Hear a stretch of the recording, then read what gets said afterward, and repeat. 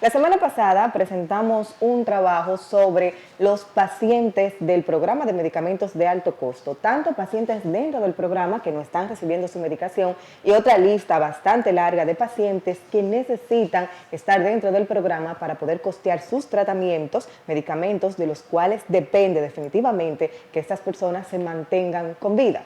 Este reportaje es una actualización y lo vamos a hacer con documento en mano porque hemos pedido información sobre el programa de medicamentos de alto costo, pero dentro del trabajo nos dimos cuenta que la sorpresa ha sido definitivamente su director. Entonces vamos a ver qué dice sobre este perfil, tanto la Cámara de Cuentas como las propias informaciones que remitió pues este programa que dirige.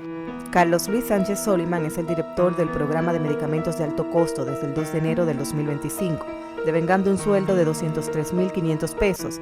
Decidimos indagar sobre su declaración jurada y resulta que en el portal web de la Cámara de Cuentas no figura declaración jurada tras su designación en el cargo. Solo figura una declaración como diputado, que en el 2024 muestra un patrimonio neto entre activos y pasivos de poco más de 8 millones de pesos, con gastos fijos mensuales por más de 300.000 pesos, que según la declaración en ese momento sobrepasaban sus ingresos.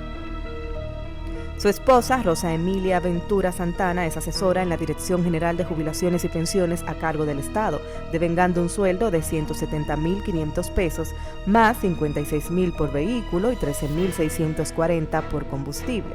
Y no vamos a abundar en otros familiares directos.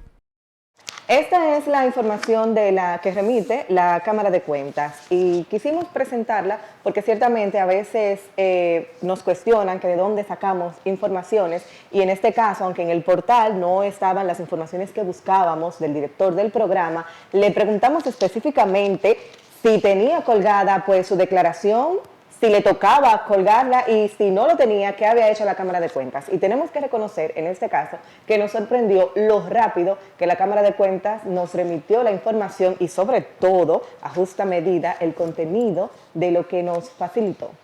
Preguntamos a la Cámara de Cuentas sobre su declaración jurada de patrimonio, si debía tenerla o no. La respuesta ya la sabíamos y citamos textualmente. El señor Carlos Luis Sánchez Soliman, en el cargo de director del programa de medicamentos de alto costo, tiene que presentar declaración jurada de patrimonio. Y como también sabíamos, no lo ha hecho. Volvemos a citar.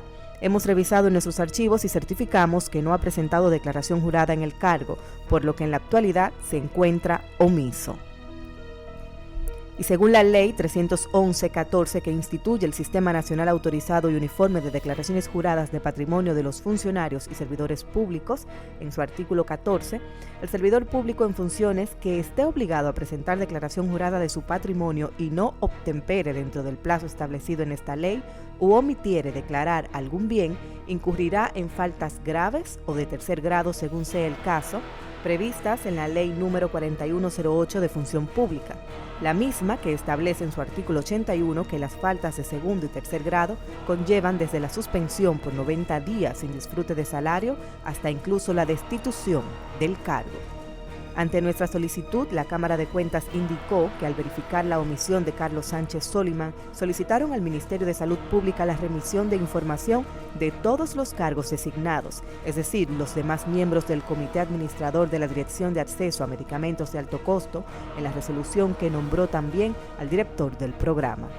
Este es simplemente un trabajo de información. Hemos trabajado y estamos trabajando con datos públicos porque a falta de respuestas de los funcionarios que tienen que dar respuestas oportunas, porque es que tienen la obligación, no es un favor que le hacen ni al paciente, ni al periodista, ni a nadie que necesite algo de un servicio del Estado. Si usted es un funcionario público, tiene que saber que es su deber dar respuestas y dar servicio y de manera oportuna. Entonces, esto se trata de que tenemos que conocer quiénes son nuestros funcionarios, quiénes nos dirigen, y cuando entendemos que no hacen su trabajo, entonces lo mínimo que podemos hacer en nuestro caso como prensa, como medio, es pues tratar de conocer de quién se trata. Vamos a seguir viendo.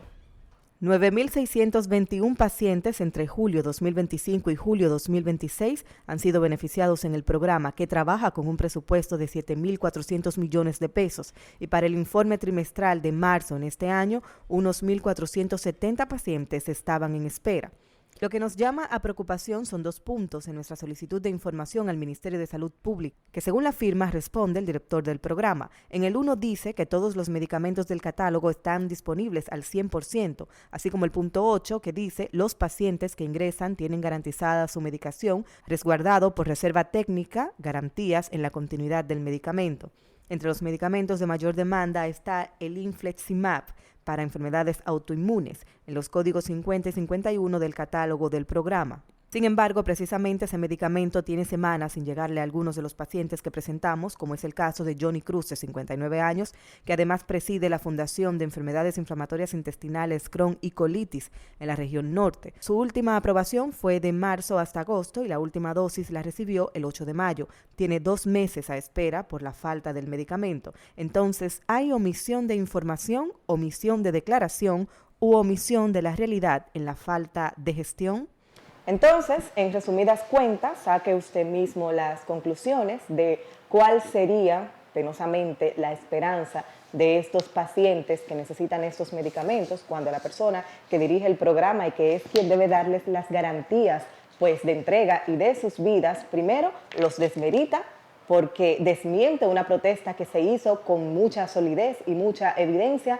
Segundo, nos miente a nosotros mismos al decirnos, y lo digo responsablemente, que existen los medicamentos y que se están entregando cuando claramente estos pacientes no lo están recibiendo. Pero además de eso, es un funcionario que deja mucho que pensar al tener una omisión tan grave en la Cámara de Cuentas, una omisión de su declaración jurada que además pudiera costarle, como debería costarle, si realmente se aplica lo que se tiene que aplicar de la norma, la suspensión en su puesto por 90 días sin salario o, en el peor de los casos, la destitución. Y ciertamente, si al final no se están entregando los medicamentos, se dice que sí, pero no, entonces hay como que más dudas, más misterio que respuestas reales y ciertas. Entonces, ¿de qué sirve que ese funcionario esté dirigiendo ese programa? Ahí sean ustedes los jueces.